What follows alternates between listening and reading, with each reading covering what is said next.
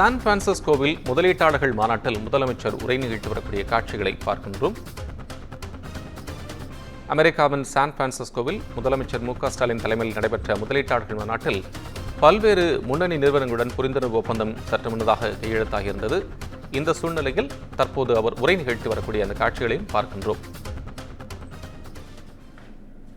தமிழ்நாட்டு சேவைகள் அண்ட் சேவை மையங்கள், உலகளாவிய திறன் மையங்கள் முன்னணி மாநிலமாகவும் தமிழ்நாடு திகழ்ந்து கொண்டிருக்கிறது. இத்தகைய வளர்ச்சி மிகுந்த மாநிலமான தமிழ்நாட்டுக்கு தொழில் துவங்க வருமாறு உங்களை எல்லாம் அழைப்பதற்காகத்தான் நான் இங்கே வருகை தந்திருக்கிறேன். தமிழ்நாட்டுக்கும் அமெரிக்காவுக்கும் தொழில் ரீதியான உறவு எப்பொழுதுமே பலமாக இருந்து வந்துள்ளது. 300க்கும் மேற்பட்ட அமெரிக்க நிறுவனங்கள் தமிழ்நாட்டில் தங்கள் திட்டத்தினை நிறுவியுள்ளன. சேவைகள் அண்ட் சேவை மையங்கள், உலகளாவிய திறன் மையங்கள், உற்பத்தி, ஆராய்ச்சி அண்ட் மேம்பாடு உட்பட பல்வேறு துறைகளில் தமிழ்நாட்டில் மேற்கொண்டிருக்கிறார்கள். இதை தமிழ்நாட்டினுடைய தொழில் வளர்ச்சிக்கான ஒரு அங்கீகாரமாகவே நான் கருதுகிறேன்.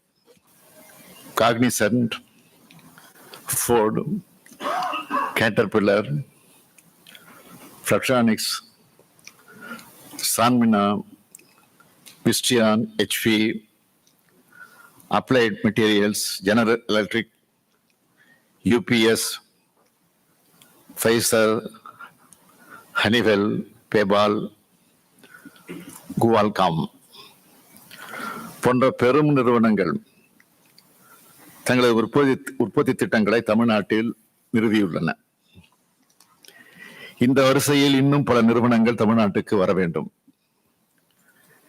ஏற்கனவே தொழில் தொடங்கியுள்ள நிறுவனங்களும் தங்கள் தொழிலை இன்னும் விரிவுபடுத்த வேண்டும் என்று கேட்டுக்கொள்கிறேன். உங்களது ஒவ்வொரு நிறுவனமும் ஒவ்வொரு விதத்தில் சிறந்தது.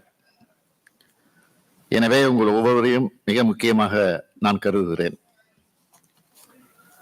சான் பிரான்சிஸ்கோ பே